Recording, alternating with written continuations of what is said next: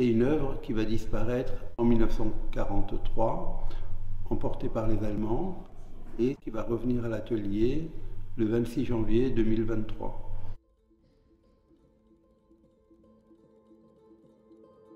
Shana Roloff était une grande sculptrice du XXe siècle. Elle est née en 1888 au fond de l'Ukraine d'aujourd'hui et elle est passée par la Palestine pour arriver à Paris où elle s'installe en 1910.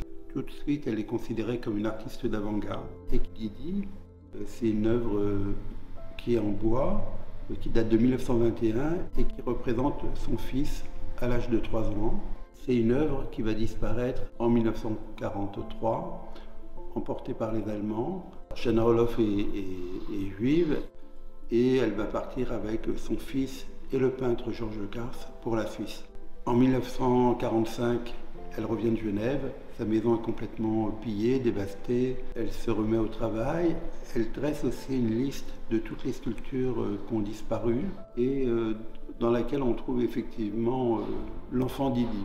En 2008, on retrouve la trace de cette sculpture. En fait, on est contacté pour authentifier la sculpture, sauf qu'elle apparaît sur les listes des œuvres spoliées. Et donc, tout de suite, on demande au FBI de bloquer la sculpture. Le détenteur de Didi, on ne sait pas s'il était au courant que c'était une œuvre spoliée. Ce qu'on sait simplement, c'est qu'il a refusé de nous dire comment il avait acquis cette œuvre, où il l'avait acquis.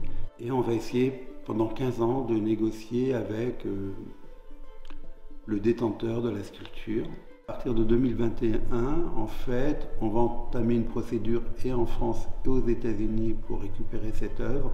2 ans plus tard, le détenteur de cette sculpture va mourir et son héritier va nous proposer simplement de nous la rendre. C'est une sculpture formidable. Elle représente le fils de Shana Roloff, donc mon père.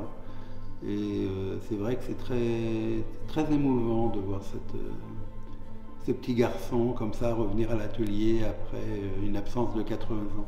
Sur les 143 sculptures disparues, nous n'en avons retrouvé que 4. Donc il y aura un peu de travail pour la génération suivante.